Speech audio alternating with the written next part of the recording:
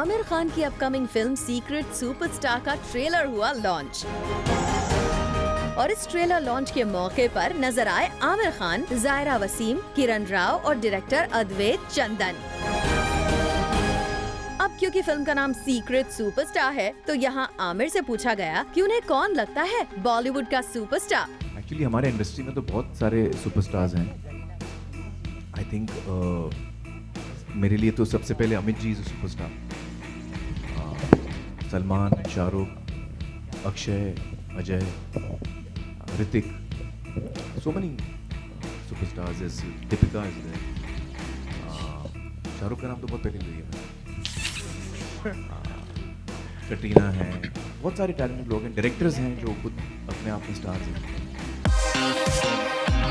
Recently Salman की film tubelight नहीं दिखा पाई बॉक्स ऑफिस पर कोई कमाल और शाहरुख की फिल्म्स भी आमिर की फिल्म्स जितना बिजनेस हाल फिलहाल में नहीं कर पाई हैं। तो क्या आमिर खुद को मानते हैं बॉलीवुड का सबसे बड़ा star? You have to understand that creative work is, very unpredictable. All of us try our best. Sometimes we succeed in what we are trying to do, sometimes we don't. So I don't think कि एक film दो film से किसी की stardom में से effect होती है। I think that Salman and Shahrukh are both huge stars, they're mega stars, and I myself am a fan of their work. And I don't really compare like this. I think each one is unique, each one is different. कुछ समय पहले खबर आई थी कि Katrina Kaif film thugs of Hindustan में अपने role से नहीं है खुश और वो है आमिर से थोड़ी अपसेट। लेकिन इन सभी न्यूज को आमिर ने बता दिया गलत। नहीं, टोटली झूठ है। टोटली झूठ है।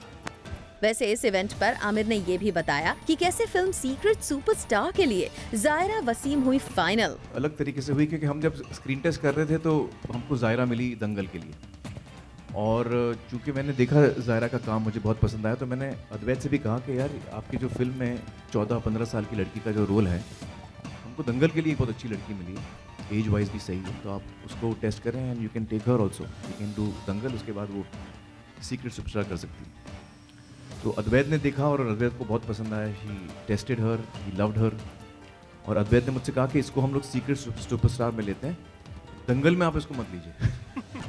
मैं बहुत ट्राई किया, माने नहीं, but I fought quite a bit and I kept trying कि सर मत लो इसको, क्यों दे रहे हो ये रोल, मैं तो बड़ा रोल दे रहा हूँ। तो खैर मैंने कहा कि भाई आप नीतीश जी से आप दंगल कर लो।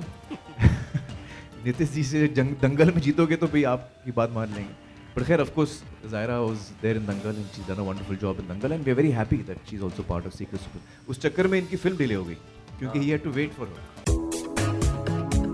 आमिर खान की वाइफ किरण राव फिल्म तो डायरेक्ट कर चुकी हैं, लेकिन क्या कभी वो फिल्म्स में करना चाहेंगी एक्टिंग? कॉलेज में एक्ट करती थी but that wasn't one of my secret dreams कि मैं एक्टर बनूं। मज़ा तो बहुत आता था। आई थिंक उससे मैंने बहुत सीखा और डायरेक्शन के जब मैं डायरेक्ट करती हूँ मुझे एक्टर्स के साथ काम करने में जो मज़ा आता है वो एक्चुअली एक्ट करके वो नॉलेज मिली है, तो बहुत मज़ा आता है। I have no real intentions to act. मुझे थिएटर में बहुत इंटरेस्ट है और आई फील कभी रिटायर हो गई तो थिएटर करना चाहूँगी, even either as a director और an actor, it would be great fun. मैं कब से बोल रहा हूँ किरण को कि आप एक्टिंग करो, आप लोगों को शायद ये पता नहीं है, she is a fantastic actor, बेहतरीन एक्टर है।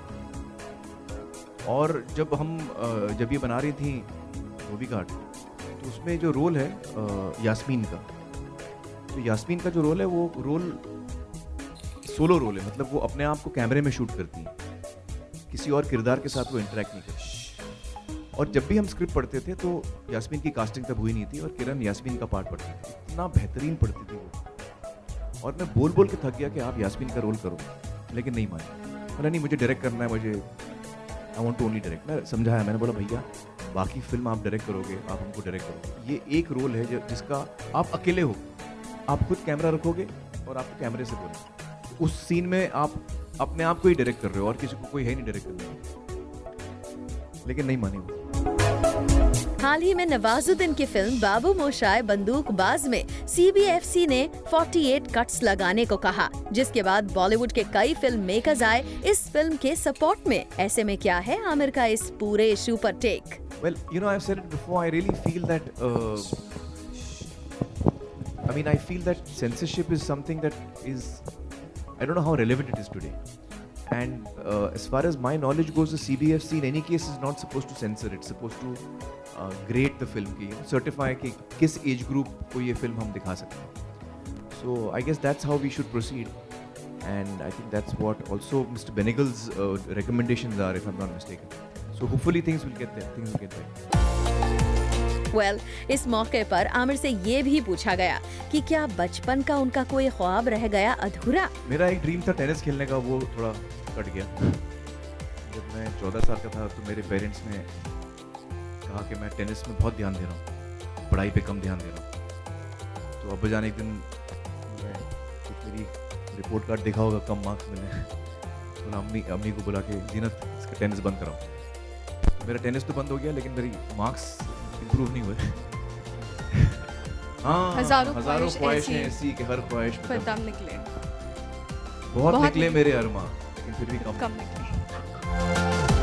All in all film secret superstar का ट्रेलर लॉन्च रहा काफी दिलचस्प। फॉर संदेश अगाथे, Zoom, Mumbai.